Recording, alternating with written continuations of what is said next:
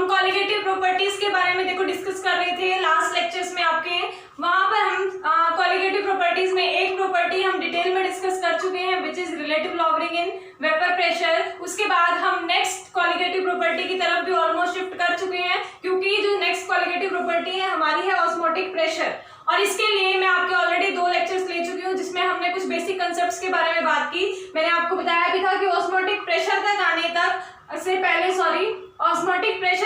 आने से पहले हम कुछ बेसिक टर्म्स के बारे में पढ़ेंगे, जिसमें कि हम ऑस्मोसिस हमारा मेन कंसेप्ट था उसके बारे में डिटेल में पढ़ रहे थे। और वहां पर हमने डिफ्यूजन को डिस्कस किया, डिफ्यूजन से रिलेट करके हमने ऑस्मोसिस को डिस्कस किया था। फिर उसके बाद ऑस्मोसिस में हमने एक नई टर्म देखी थी which is semi permeable membrane. तो उसके लिए हमने लास्ट लेक्चर में डिस्कस किया है कंप्लीटली, उसके मतलब उसकी कंप्लीट इंफॉर्मेशन हमने ली कि किस किस टाइप की आपकी सेमी परमेबल मेम्ब्रेन होती है और किस किस थ्योरी के बेसिस पर हम इसको स्टडी करते हैं, जो कि मैंने लास्ट में आपको एक्सप्लेन भी कर दिया था कि ये अलग अलग कंसेप्ट्स पर हमारी थ्योरी काम कर रही थी। तो आज आपका टॉपिक है ऑस्मोटिक प्रेशर और ये आपकी सेकंड कॉलिगेटिव प्रॉपर्टी है। और कॉलिगेटिव प्रॉपर्टी आपने जब स्टार्टिंग में डिस्कस किया था तो किसको बोलते हैं हम कॉलिगेटिव प्रॉपर्टी? वो प्रॉपर्टीज, किसी भी सॉल्यूशन की वो प्रॉपर्टीज जो number of moles per depend करती हैं, number of moles of solute पर डिपेंड करती हैं, वो हमारी कॉलिगेटिव प्रॉपर्टीज होती हैं। और इसमें सोल्यूट के लिए एक पर्टिकुलर कंडीशन होती थी कि सोल्यूट हमारा कैसा होता है। ये पुरानी पिछली बातें भूलना नहीं है कि हम नेक्स्ट पे शिफ्ट करते जा रहे हैं तो हमारे बेसिक कंसेप्ट्स हमें पता ही ना हो। तो सोल्यूट जो आपका होता है वो कैसा होता है? Non volatile. Non volatile solute अगर किसी भी सॉल्वेंट में ऐड किया जाए, ऐड करने के बाद कुछ प्रॉपर्टीज ऐसी थी जो कि हमारी number of moles per depend करती थी। जो प्रॉपर्टीज हमारी number of moles per depend करती थी वो हमारी क्या थी? कॉलिगेटिव प्रॉपर्टीज थी। और उन कॉलिगेटिव प्रॉपर्टीज में आप एक डिस्कस कर चुके हो which is relative lowering in vapour pressure. और नेक्स्ट हम डिस्कस करने लगे हैं ऑस्मोटिक प्रेशर। और ऑस्मोटिक प्रेशर को आप पाई से रिप्रेजेंट करते हो, जैसे सिंपल प्रेशर को आप पी से रिप्रेजेंट करते हो ना, ऑस्मोटिक प्रेशर हमारा पाई से रिप्रेजेंट किया जाता है। और ऑस्मोटिक प्रेशर अब होता क्या है वो चीज आज हम डिटेल में पढ़ेंगे कि किस कंसेप्ट के बेसिस पर हम मतलब किसी प्रेशर को ऑस्मोटिक प्रेशर बोल सकते हैं। अब ऑस्मोटिक प्रेशर तक जाने से पहले सबसे पहले आपको पता होना चाहिए कि ऑस्मोसिस क्या होता है। तो ऑस्मोसिस को हम डिटेल में कर चुके हैं। क्या था हमारा ऑस्मोसिस? ऑस्मोसिस उस प्रोसेस को बोलते हैं जब हमारे सोल्यूट और सॉल्वेंट को मिक्स किया जाता है। सोल्यूट और सॉल्वेंट को स्पॉन्टेनियसली मिक्स किया जाता है, बट उसमें एक सेमी परमेबल मेम्ब्रेन का यूज किया जाता है। ऑस्मोसिस और डिफ्यूजन में ये डिफरेंस था ना, दोनों ही स्पॉन्टेनियस प्रोसेस थे, बट हमारा डिफ्यूजन जो डिफ्यूजन था वो हमारा spontaneously without any semi permeable membrane mix हो रहा था। बट जो ऑस्मोसिस का प्रोसेस था उसमें एक मस्ट कंडीशन थी कि हमारा वहां पर सेमी परमेबल मेम्ब्रेन होनी ही चाहिए। तो ऑस्मोटिक प्रेशर किसी भी सोल्यूशन का तभी बोला जाएगा अगर उस सॉल्यूशन में आपने सेमी परमेबल मेम्ब्रेन का मतलब यूज किया है वहां पर, और सेमी परमेबल मेम्ब्रेन के थ्रू अगर आपका सॉल्यूशन पास हो रहा है तभी आपका जो प्रेशर है वो ऑस्मोटिक प्रेशर की कैटेगरी में जाएगा। तो आज आप डिस्कस करना स्टार्ट करते हैं कि क्या होता है आपका ऑस्मोटिक प्रेशर। देखो पहले ऑस्मोसिस का कंसेप्ट देख रहे हैं हम। ऑस्मोसिस क्या था? ऑस्मोसिस में सॉल्वेंट मूव करता था। ऑस्मोसिस में सॉल्वेंट जो है मूव करता था टुवर्ड सोल्यूट मूव तो करता था सोल्यूट की तरफ, बट बाय या थ्रू सेमी परमेबल मेम्ब्रेन।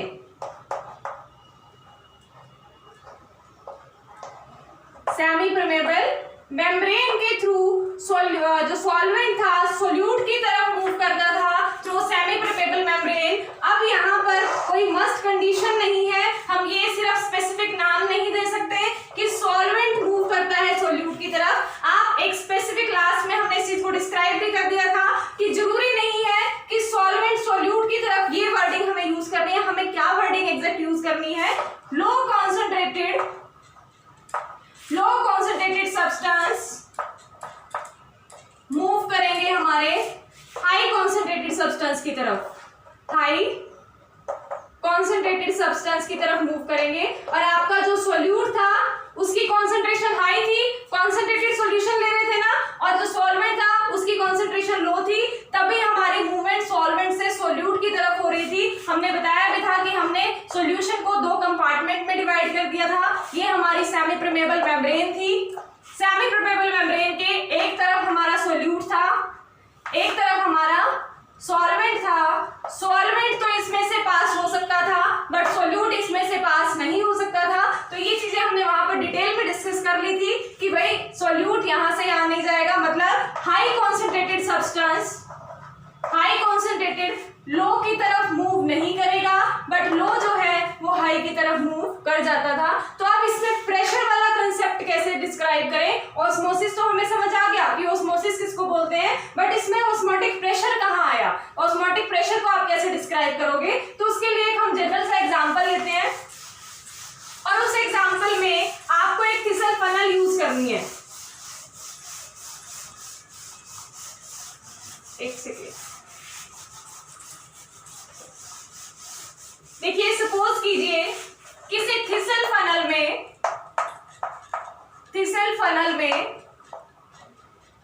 हमने ऐड किया, मतलब उस थिसल फनल के अंदर डाला शुगर सॉल्यूशन और उसको हमने इन्वर्ट करके डिप करना है। ध्यान से सुनना, इन्वर्ट करके डिप करेंगे एक सॉल्यूशन में जिसमें कि हमारा वाटर प्रेजेंट है। एक बीकर के अंदर ऐड करना है जिसमें कि हमारा वाटर प्रेजेंट है। अब थिसल फनल कौन सी होती है? देखो इस शेप में होगी, ये होती है आपकी थिसल फनल की शेप। ये मैंने इन्वर्टेड बनाई है, अगर हम इसको सीधा बनाएंगे तो ये हमारा शेप उल्टा हो जाएगा। हमें इन्वर्टेड यूज करनी है, मतलब उल्टा हमें उसको यूज करना है, इन्वर्टेड डिप करनी है, इसी वजह से मैंने ये शेप बनाई है। इसको मैंने किसी बीकर में रखना है, इसको मैंने किसी बीकर के अंदर रखना है, डिप करना है। इस इन्वर्टेड जो हमारा ये थिसल फनल है, इस थिसल फनल के अंदर हमने शुगर सॉल्यूशन ऐड करना है, शुगर सॉल्यूशन ऐड करना है। एक सेकेंड, यहां सपोज करो हमने इसमें शुगर सॉल्यूशन ऐड किया, यहां पर हमने क्या फिल किया है? Sugar solution. और इस बीकर के अंदर हमने क्या लेना है? यहां पर हमने फिल करना है वाटर। क्या फिल करना है? वाटर। और अब ये हमारी क्या है? इसको हम कहते हैं थिसल फनल, थिसल फनल।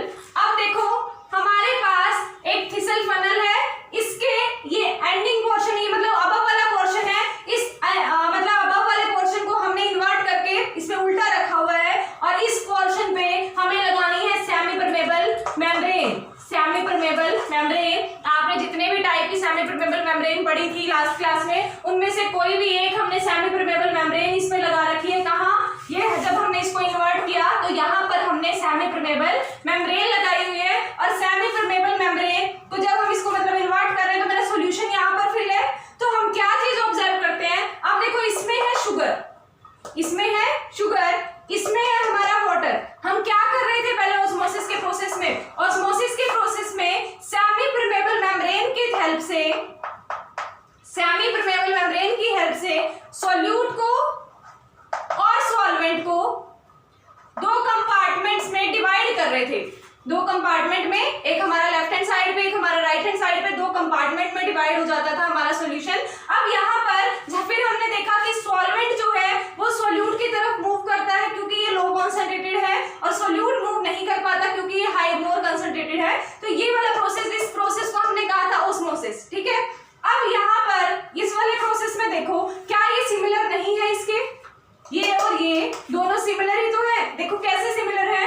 हमने थिसल फनल के अंदर शुगर सॉल्यूशन ऐड कर रखा है जिसकी कॉन्सेंट्रेशन ज्यादा होगी, जिसकी कॉन्सेंट्रेशन की बात कर रहे हैं, ये मोर कॉन्सेंट्रेटेड होगा एज कंपेयर टू वाटर के। इसकी कॉन्सेंट्रेशन हमारी लो होगी as compare to sugar solution. तो शुगर सॉल्यूशन जो आपका है उसकी कॉन्सेंट्रेशन ज्यादा है, मतलब वो मेरा एक सोल्यूट की तरह काम करने वाला है। मैंने सोल्यूट को कर दिया।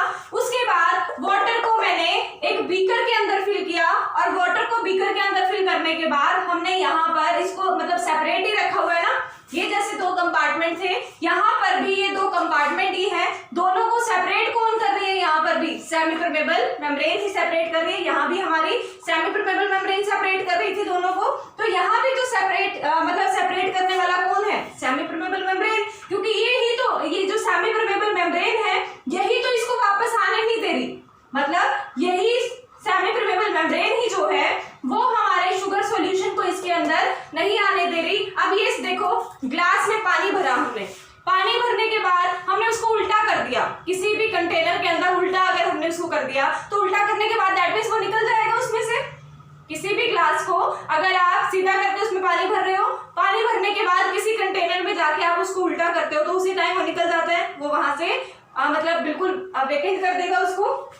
बट यहाँ पर हमने क्या किया, इस फनल के अंदर, थिसल फनल जो है इसके अंदर हमने सोल्यूट को फिल किया या शुगर सॉल्यूशन को फिल किया।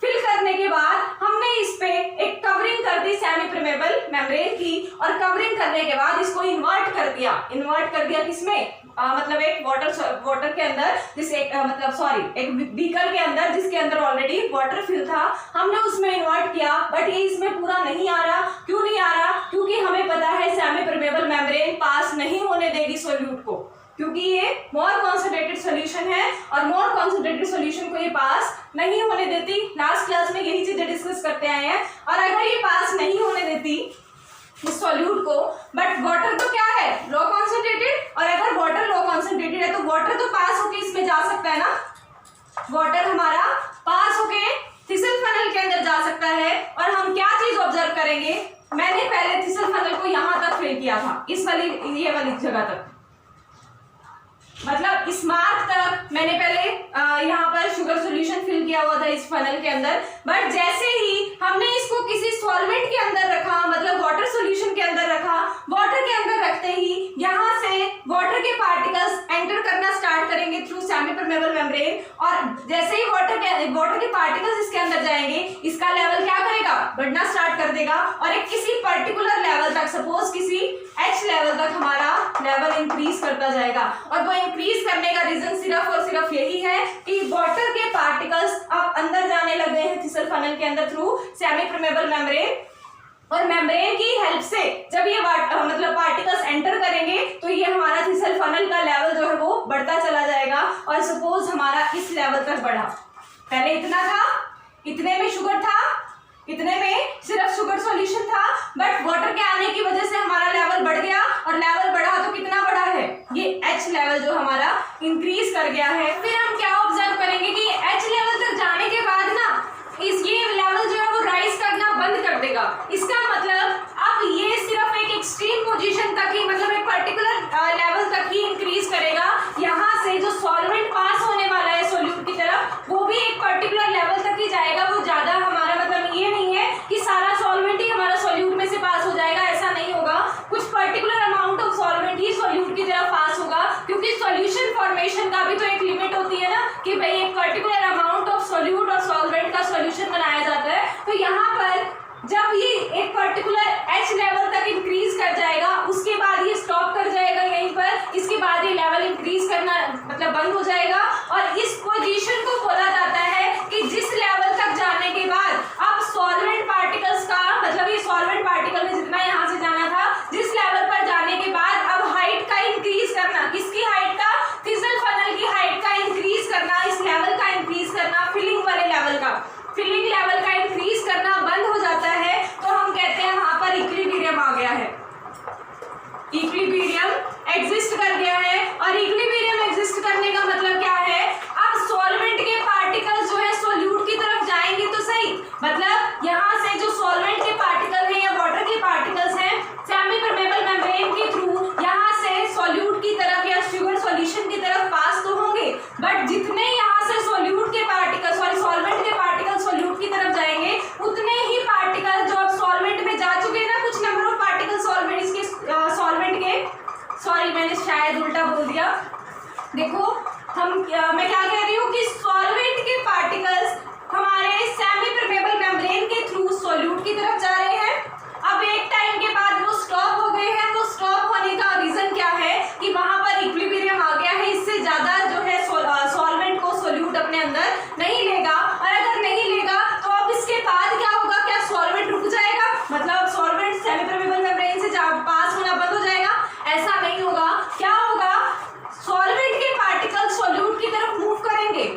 मूव करेंगे, बट क्या करेगा ये, अभी सॉल्यूशन जो यहाँ पर फॉर्म हो चुका है, सॉल्यूशन ही बोलेंगे ना इसको, क्योंकि सॉल्यूट भी है और सॉल्वेंट भी है, दोनों मिक्स हो चुके हैं, और अगर दोनों मिक्स हो चुके हैं तो वो सॉल्यूशन फॉर्म कर चुका है। अब इस सॉल्यूशन में से कुछ सॉल्वेंट के पार्टिकल वापस इसमें आना स्टार्ट कर देंगे सॉल्वेंट में। जितने नंबर ऑफ पार्टिकल सॉल्वेंट के सॉल्यूट की तरफ जाएंगे, उतना ही ये सॉल्यूशन वापस उतने ही नंबर ऑफ पार्टिकल्स ही हमारे सॉल्वेंट की तरफ आते चले जाएंगे। तो यहाँ से रिवर्स प्रोसेस स्टार्ट हो जाएगा, और रिवर्स प्रोसेस स्टार्ट होना इसी को बोला जाता है रिवर्स ऑस्मोसिस। क्या बोला जाता है? Reverse osmosis. देखो ऑस्मोसिस का मतलब क्या था, या ऑस्मोसिस को हम कैसे डिफाइन कर रहे थे? ऑस्मोसिस का मीनिंग था low concentrated to high concentrated solution की तरफ मूव करना। लो कॉन्सेंट्रेटेड से हाई कॉन्सेंट्रेशन की तरफ मूव करना था, तो ऑस्मोसिस था। बट हाई कॉन्सेंट्रेशन से भी अब लो कॉन्सेंट्रेशन सॉल्यूशन की तरफ मूवमेंट होने लगी है पार्टिकल्स की। तो वो किस वजह से हो रही है? क्योंकि एक पर्टिकुलर लेवल के बाद हमारा सॉल्यूट और सॉल्वेंट की मिक्सिंग बंद हो जाती है, और ज्यादा नंबर ऑफ सॉल्वेंट के पार्टिकल हमारा सॉल्यूट नहीं लेगा, और अगर नहीं लेगा तो वो वापस सॉल्वेंट को ही भेज रहा है, हालांकि सॉल्वेंट के पार्टिकल्स को ही भेज रहा है, क्योंकि पास होने की टेंडेंसी तो सिर्फ कौन रखता है इसमें से, सेमी परमेबल मेम्ब्रेन में से सिर्फ सॉल्वेंट के पार्टिकल्स ही पास हो सकते हैं, सॉल्यूट के अभी भी नहीं आएंगे। बट आ तो सॉल्यूशन की तरफ से रहे हैं ना, और जो सॉल्यूशन फॉर्म हुआ है वो सॉल्यूशन अभी भी ये जो सॉल्वेंट है इससे ज्यादा कॉन्सेंट्रेटेड है, और अगर इससे ज्यादा कॉन्सेंट्रेटेड है तो हाई कॉन्सेंट्रेशन से लो कॉन्सेंट्रेशन की तरफ मूवमेंट हो रही है, और इस मूवमेंट को बोला जाता है रिवर्स ऑस्मोसिस। क्या बोला जाएगा? Reverse osmosis. और साथ ही साथ जो जिस लेवल तक हमारा ये इंक्रीज हुआ है, थिसल फनल का लेवल जो इंक्रीज हुआ है, उसी के बेसिस पर हम डिफाइन करते हैं ऑस्मोटिक प्रेशर को। ऑस्मोटिक प्रेशर का मीनिंग क्या होगा? जैसे हमारा इक्विलिब्रियम अटेन करने के बाद, यहाँ पर एक इक्विलिब्रियम की कंडीशन आ गई है, इक्विलिब्रियम अटेन करने के बाद हाइड्रोस्टैटिक लेवल किसी कॉलम का कितना इंक्रीज कर रहा है, ध्यान से सुनो क्या बोल रही हूँ, कि अगर हमारा इक्विलिब्रियम अटेन करने के बाद हमारा सिस्टम जो है हाइड्रोस्टैटिकली कॉलम के हाइट को कितना इंक्रीज कर रहा है ड्यूरिंग ऑस्मोसिस, या ऑस्मोसिस की बेसिस पर हमारा कितना हाइट इंक्रीज हो रही है किसी भी कॉलम की, वो उसके ऑस्मोटिक प्रेशर को डिफाइन करेगा। कि इस के बेसिस पर हम कह सकते हैं कि यहाँ पर कितना, देखो अगर नीचे से प्रेशर क्रिएट होगा तभी तो हमारा यहाँ से सॉल्वेंट सॉल्यूट की तरफ जाएगा ना। आपका चाहे लो कॉन्सेंट्रेशन से हाई कॉन्सेंट्रेशन की तरफ मूवमेंट हो, चाहे हाई से लो कॉन्सेंट्रेशन की तरफ मूवमेंट हो, कोई भी पार्टिकल एक कंपार्टमेंट से दूसरे कंपार्टमेंट की तरफ मूव करके जा रहा है, दैट मीन्स इस कंपार्टमेंट से वो कोई फोर्स उसको पुश कर रही है, उसी की वजह से तो जा रहा है ना। तो यहाँ पर ऑस्मोटिक प्रेशर को उसने कैसे डिफाइन किया है कि जो सॉल्वेंट के पार्टिकल्स सेमी परमेबल मेम्ब्रेन की हेल्प से सॉल्वेंट के पार्टिकल्स जो है सेमी परमेबल मेम्ब्रेन में से पास हो रहे हैं और सॉल्यूट की तरफ जा रहे हैं, वो सिर्फ इसी वजह से जा रहे हैं क्योंकि यहाँ से कोई ना कोई प्रेशर एक्सर्ट होता है, और उसी प्रेशर या उसी फोर्स की वजह से हमारे सॉल्वेंट के पार्टिकल्स की तरफ जा रहे हैं, सॉल्यूट की तरफ। और एक लिमिट तक ही अगर वो एग्जिस्ट कर पा रहा है, मतलब ये मूवमेंट अगर एक लिमिट तक ही हो रही है, इक्विलिब्रियम की कंडीशन तक ही हो रही है, तो इसका मतलब जितना वो मूव कर गया, जितना लेवल उसने इंक्रीज कर दिया किसी कॉलम का, तो वो उसके ऑस्मोटिक प्रेशर को डिफाइन करेगा। अगर हम थ्योरेटिकली बात करें तो हम कैसे डिफाइन करेंगे ऑस्मोटिक प्रेशर को?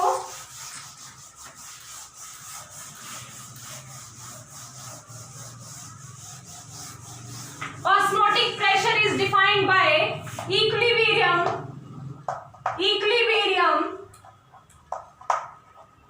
Osmotic pressure is defined by equilibrium, hydrostatic,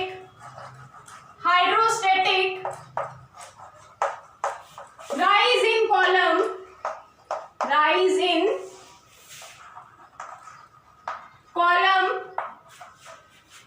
due to result of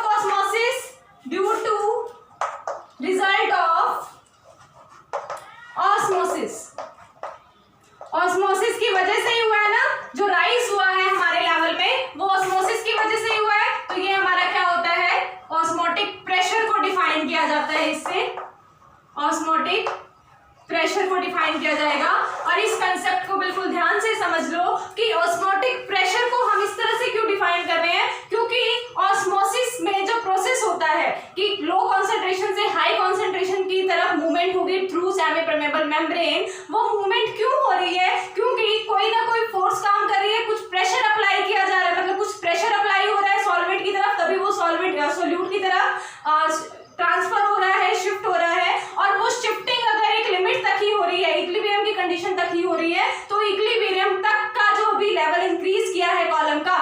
column बनाया हुआ था, जैसे थिसल फनल में जो कॉलम था वो कॉलम जो है वो एक पर्टिकुलर लेवल तक ही इंक्रीज हुआ है, तो वो पर्टिकुलर लेवल तक इंक्रीज करना यहाँ से हम डिफाइन कर सकते हैं कि कितना ऑस्मोटिक प्रेशर लगा होगा जिसकी वजह से यहाँ से सॉल्वेंट पास होकर सोल्यूट की तरफ आया है। तो ये हुआ एक तरह से मतलब एक प्रॉपर डेफिनेशन हुई ऑस्मोटिक प्रेशर की।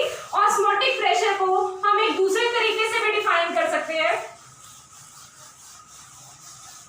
उसके लिए हम अभी तो हम थिसल फनल का यूज कर रहे थे, बट इससे पहले जब आपने ऑस्मोसिस को समझा था वहां पर आप कंपार्टमेंट बेसिस पर कर रहे थे कि एक ही बीकर के अंदर 2 कंपार्टमेंट डिसाइड कर लिए थे, मतलब डिफाइन कर दिए थे, सॉरी।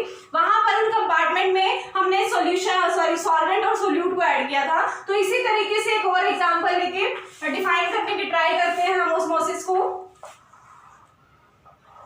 सपोज हमारे पास कोई बीकर है, इसको हमने किन्हीं 2 पार्ट्स में डिवाइड कर दिया। इन दोनों पार्ट्स में एक तरफ मैं सॉल्वेंट ऐड करूंगी, एक कंपार्टमेंट में सपोज मेरा ये फर्स्ट कंपार्टमेंट है, यहां पर हम सॉल्वेंट ऐड करेंगे। सेकंड कंपार्टमेंट है, इसमें मैं सॉल्यूशन ऐड कर रही हूँ। डिफरेंस समझना क्या बोल रही हूँ, यहाँ पर सॉल्यूशन ऐड कर रहे हैं, यहाँ पर हम सॉल्वेंट ऐड कर रहे हैं। अब सॉल्यूशन का मतलब क्या है, इसके पास सोल्यूट भी है, इसके पास सॉल्वेंट भी है।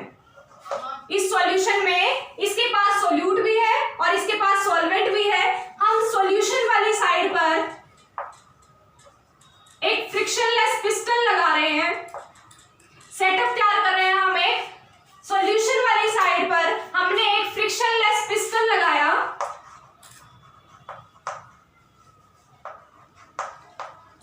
फ्रिक्शनलेस पिस्टन, और सॉल्वेंट वाली साइड पे हमने एक होल क्रिएट किया, नैरो पाइप ऐड की है, और वो नैरो पाइप में इस तरह से हमने कोई पाइप ऐड की, और इस लेवल मतलब जो ये कंपार्टमेंट है ना, इस कंपार्टमेंट को हमने कंप्लीटली फिल किया है सॉल्वेंट के साथ, और इस कंपार्टमेंट को हमने कंप्लीटली फिल किया है सॉल्यूशन के साथ, जिसमें सोल्यूट भी है और सॉल्वेंट दोनों ऐड है। मिक्स करके हमने वो ऑलरेडी मिक्स करके उसको ऐड किया हुआ है हमने सेकंड कंपार्टमेंट में, और फर्स्ट वाले कंपार्टमेंट में हमने जस्ट सॉल्वेंट को रखा।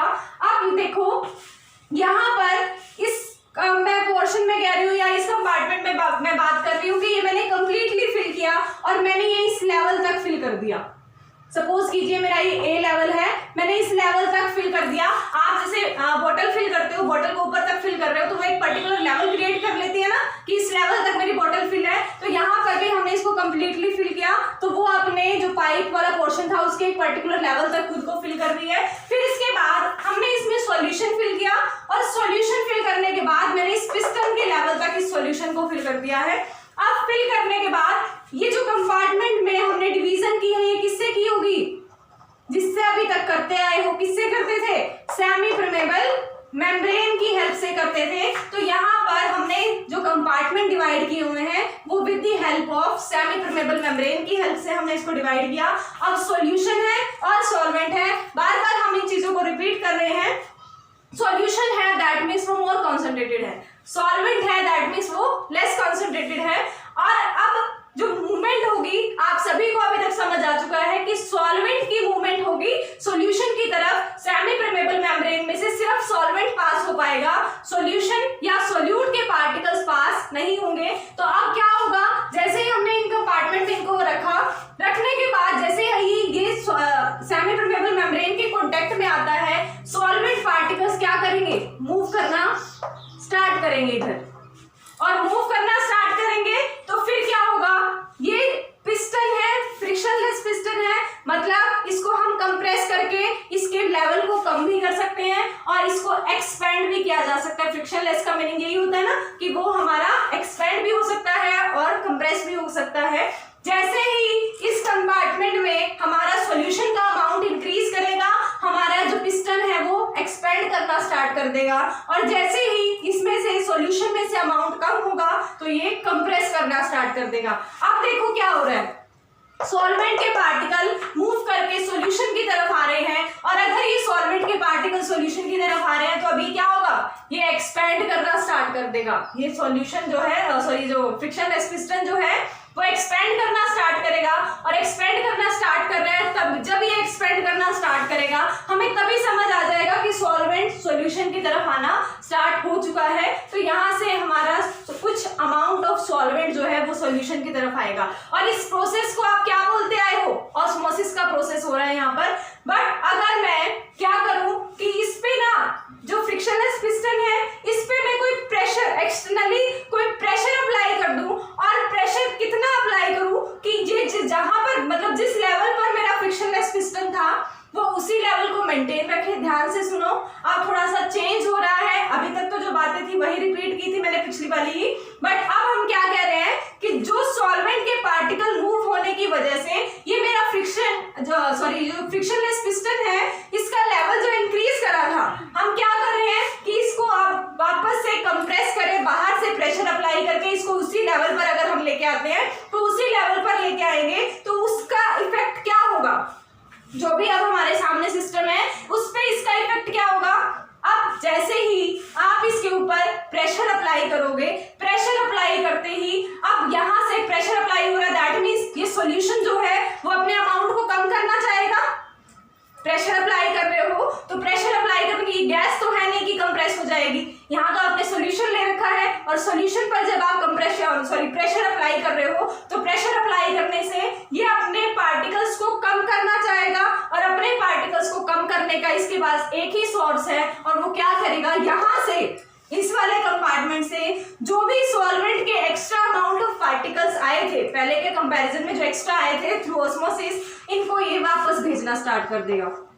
क्या करेगा, वापस भेजना स्टार्ट कर देगा, और सॉल्वेंट के पार्टिकल सॉल्वेंट की तरफ और सॉल्यूशन के पार्टिकल सॉल्यूशन की तरफ, और जो इक्विलिब्रियम यहाँ पर जो कंडीशन थी ये इसका लेवल भी उतना ही बना रहेगा और इसका लेवल भी उतना ही बन जाएगा। देखो जब ये सॉल्वेंट के पार्टिकल इधर मूव कर रहे थे ना, ये भी एक्सपेंड हुआ था, ये एक्सपेंड हुआ था, ये एक्सपेंड होने के साथ साथ एक चीज और हुई होगी, इसका लेवल जो है वो कम हुआ होगा। ए जो है जिस लेवल तक ए तक भरा हुआ था, अब इसका लेवल यहाँ पर कुछ कम हुआ होगा, जितने पार्टिकल्स यहाँ से मूव करेंगे ये भी अपने लेवल को डाउन करता चला जाएगा। बट हमने क्या किया, इस पे बाहर से प्रेशर अप्लाई किया, और बाहर से प्रेशर अप्लाई करने के बाद हमने क्या किया कि जैसे ही प्रेशर अप्लाई किया तो ये सॉल्यूशन के अंदर जो सॉल्वेंट के पार्टिकल्स एक्स्ट्रा पार्टिकल्स आ गए थे वो हमारे वापस चले जाएंगे सॉल्वेंट की तरफ ही। तो अब हमने एक particular amount of pressure apply किया है, वो प्रेशर हम ऑब्जर्व कर सकते हैं कि कितना प्रेशर अप्लाई करना पड़ा।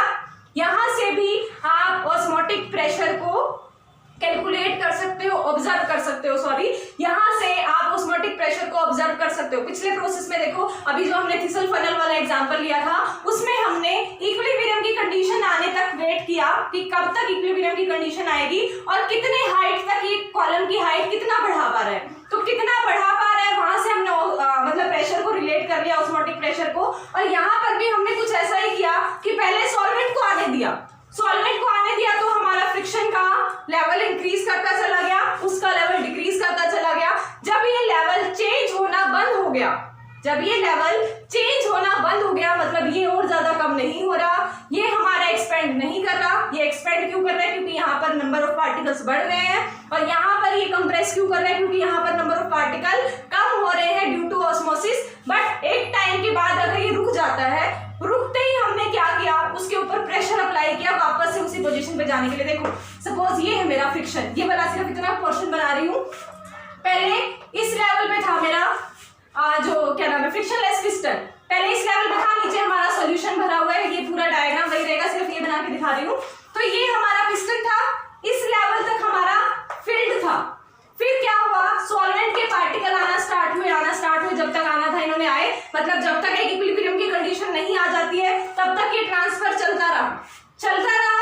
उसके बाद एक कंडीशन आई, सपोज मेरा यहाँ पर पहुंच गया, पिस्टन जो है वो यहाँ पर पहुंच गया, पहले यहाँ था, अब सपोज कीजिए यहाँ तक पिस्टन आ चुका है इस लेवल तक, पहले इस लेवल तक था, अब इस लेवल तक आ गया, और यहाँ पर आने के बाद अब जो है एक्सपेंशन इसकी स्टॉप हो चुकी है। और एक्सपेंशन स्टॉप होने का मतलब जितना सॉल्वेंट सोल्यूट की तरफ आ सकता था वो आ चुका है, अब इक्विलिब्रियम की कंडीशन आ चुकी है। तो फिर इक्विलिब्रियम की कंडीशन आने के बाद हम इस पे प्रेशर अप्लाई करेंगे, और कब तक प्रेशर अप्लाई करेंगे, जब तक मेरा पिस्टन वापस से यहाँ ना आ जाए। और जब आप इस पे प्रेशर अप्लाई कर रहे हो, आपको पता होगा आप कितना प्रेशर अप्लाई कर रहे हो, तो वहां से हम उस प्रेशर को नोट कर लेंगे, वो ऑस्मोटिक प्रेशर का काम करेगा।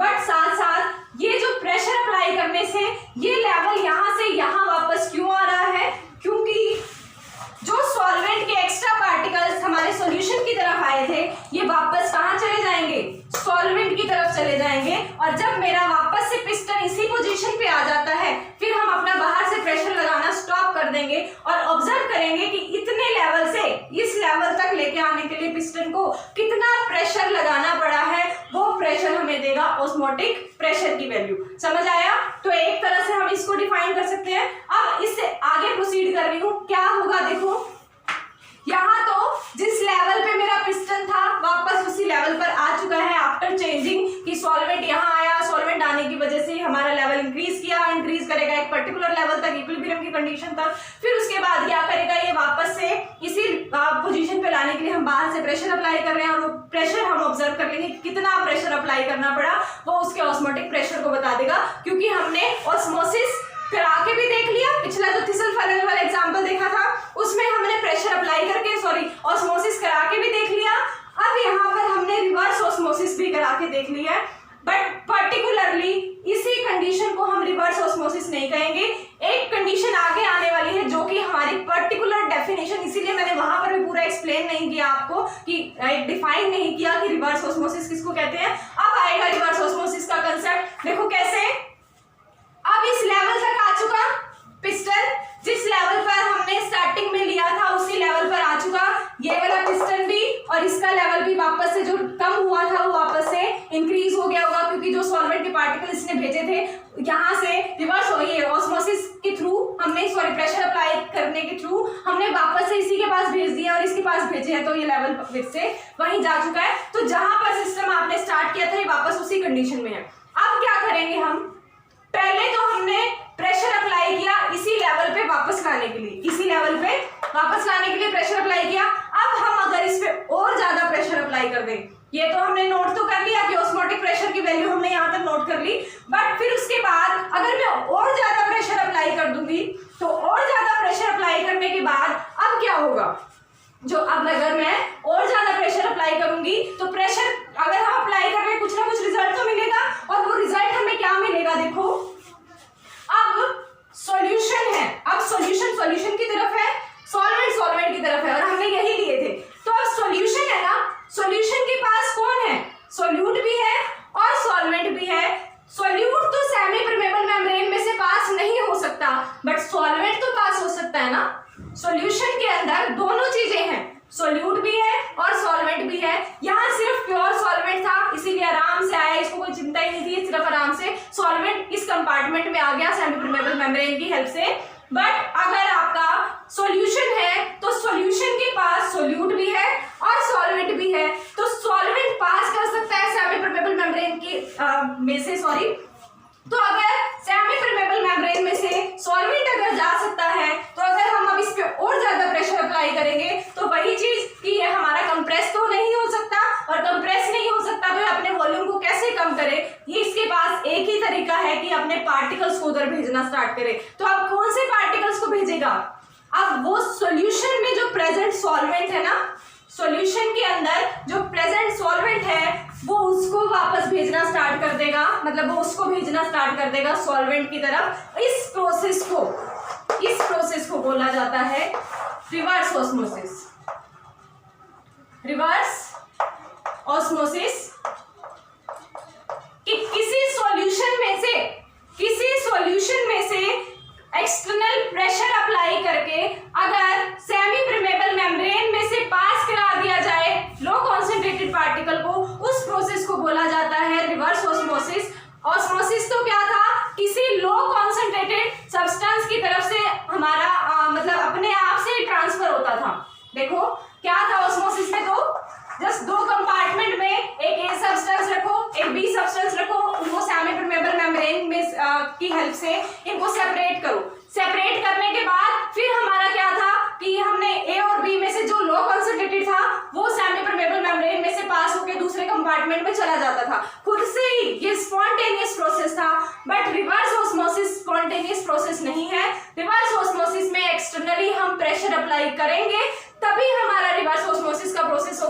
अदरवाइज रिवर्स ऑस्मोसिस पॉसिबल नहीं है। तो यहाँ से आपका रिवर्स ऑस्मोसिस डिफाइन हुआ। उसके अलावा अगर हम ऑस्मोटिक प्रेशर को अगर हम एक दूसरे मेथड से डिस्क्राइब करना चाहें तो वो हमारा किस तरह से डिस्क्राइब किया जाएगा, देखिए।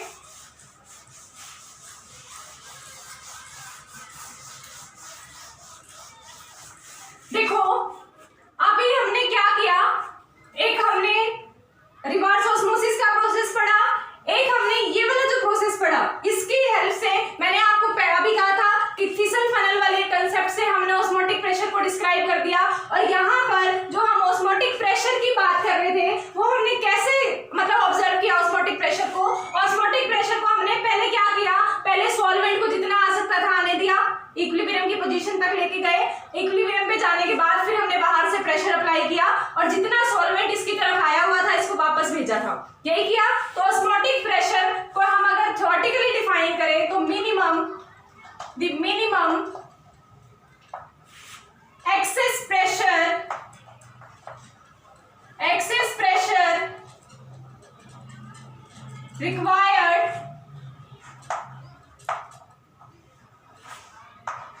to prevent the entry of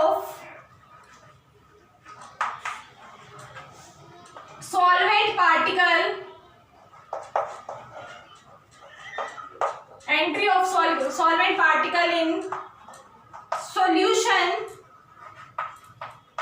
through semi-permeable membrane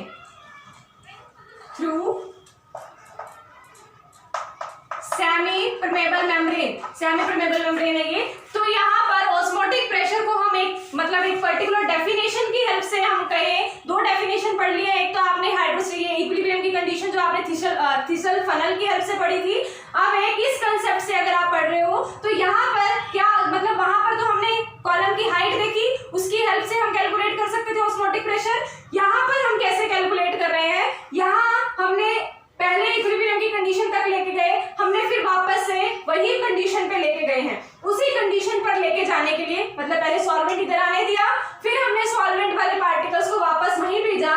तो इस प्रोसेस को वापस जो भेजने के लिए हमें क्या करना पड़ा, बाहर से प्रेशर अप्लाई करना पड़ा। तो मिनिमम कम से कम कितना प्रेशर हमें चाहिए, क्या किस चीज के लिए चाहिए, prevent the entry of solvent particle, कि सॉल्वेंट पार्टिकल को सॉल्यूशन की तरफ एंट्री करने से बचाने के लिए या रोकने के लिए हमें कितना मिनिमम प्रेशर अप्लाई करना पड़ेगा, वो डिफाइन करेगा आपका ऑस्मोटिक प्रेशर को। ऑस्मोटिक प्रेशर को तो हमने ऑस्मोटिक प्रेशर को दो तरह से डिफाइन कर दिया है, दोनों तरह से आपको समझ आ जाना चाहिए। थर्ड मैंने आपको डिफाइन किया है रिवर्स ऑस्मोसिस। तो रिवर्स ऑस्मोसिस बेसिकली, वैसे तो ये भी रिवर्स का ही पार्ट हो जाता है, बट अगर आपसे पर्टिकुलरली कोई डेफिनेशन पूछता है रिवर्स ऑस्मोसिस की, तो रिवर्स ऑस्मोसिस सॉल्यूशन में से सॉल्वेंट पार्टिकल्स को निकालना, सॉल्यूशन में से सॉल्वेंट पार्टिकल्स को निकालना, excess pressure, external pressure apply करके हम सॉल्यूशन में से सॉल्वेंट वाले पार्टिकल्स को अगर इसमें सॉल्वेंट की तरफ ट्रांसफर कर देते हैं तो वो हमारा रिवर्स ऑस्मोसिस का प्रोसेस होगा। तो हमने ये ऑस्मोटिक प्रेशर को स्टडी किया दो कंसेप्ट की हेल्प से, दोनों में से कोई भी आप फॉलो कर सकते हो, दोनों ही कंसेप्ट आपके एप्लीकेबल है, दोनों ही हमारे ऑस्मोटिक प्रेशर को अच्छे से डिफाइन करते हैं। और साथ के साथ आपने रिवर्स ऑस्मोसिस किया। और जो ये ऑस्मोटिक प्रेशर है इसको अगर हम थर्मोडायनेमिकली अगर डिस्क्राइब करें तो इसको हम फ्री एनर्जी से डिस्क्राइब कर सकते हैं, फ्री एनर्जी की हेल्प से डिस्क्राइब कर सकते हैं। देखो जब आपने रिलेटिव लॉवरिंग इन वेपर प्रेशर, इससे लास्ट क्वालिटेटिव प्रॉपर्टी पढ़ी थी, वहां पर भी आपने मतलब ये जो रिलेटिव लॉवरिंग था उसको थर्मोडायनेमिक कंसेप्ट की बेसिस से एक्सप्लेन किया था। आज हमने ऑस्मोटिक प्रेशर को पढ़ा, ऑस्मोटिक प्रेशर को भी हम थर्मोडायनेमिक कंसेप्ट की हेल्प से डिस्क्राइब करेंगे in terms of free energy. Free energy के टर्म्स में भी कह सकते हैं, एक बार थोड़ा सा एक्सप्लेन कर देती हूँ, बाकी करेंगे तो हम नेक्स्ट क्लास में इस चीज को। देखो क्या कह रही हूं मैं, ऑस्मोटिक प्रेशर जिसको कि हम पाई से रिप्रेजेंट करते हैं, ऑस्मोटिक प्रेशर को अगर हमें थर्मोडायनेमिकली डिस्क्राइब करना है,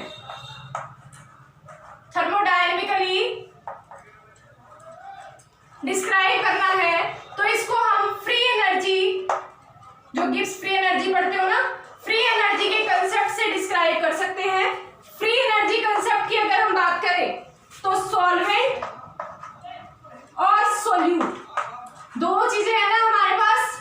ये जो ये पूरा का पूरा प्रोसेस जो हुआ ऑस्मोटिक प्रेशर की जो हमने बात की, तो इन दोनों ही कंसेप्ट मतलब इस ऑस्मोटिक प्रेशर के कंसेप्ट में इन दोनों के बेसिस पर ही स्टडी हो रही थी। सोल्यूट मेरा मोर कॉन्सेंट्रेटेड है, सोल्यूट हमारा मोर कॉन्सेंट्रेटेड है और सॉल्वेंट हमारा लेस कॉन्सेंट्रेटेड सॉल्यूशन है, लेस कॉन्सेंट्रेटेड सॉल्यूशन है। अब यहाँ पर फ्री एनर्जी की अगर हम बात करें, अब हम सॉल्वेंट की बात करते हैं तो सॉल्वेंट की फ्री एनर्जी ज्यादा होती है, सॉल्वेंट की फ्री एनर्जी ज्यादा होती है एज कंपेयर टू सोल्यूट के। सोल्यूट की फ्री एनर्जी लो होती है। ध्यान से सुनो दोबारा क्या कहा कि अगर मैं ऑस्मोटिक प्रेशर को थर्मोडायनेमिकली एक्सप्लेन करूंगी तो वो फ्री एनर्जी कंसेप्ट के बेसिस पर किया जाएगा, जो कि आपको नेक्स्ट लेक्चर में डिस्क्राइब करने वाली हूं मैं। बट उससे पहले आपको एक चीज समझ आनी चाहिए कि हमारा ये फ्लो इससे इसकी तरफ ही क्यों हुआ, मतलब सॉल्वेंट से सॉल्यूशन की तरफ ही क्यों हुआ, हमारा सॉल्यूशन से सॉल्वेंट की तरफ क्यों नहीं हुआ।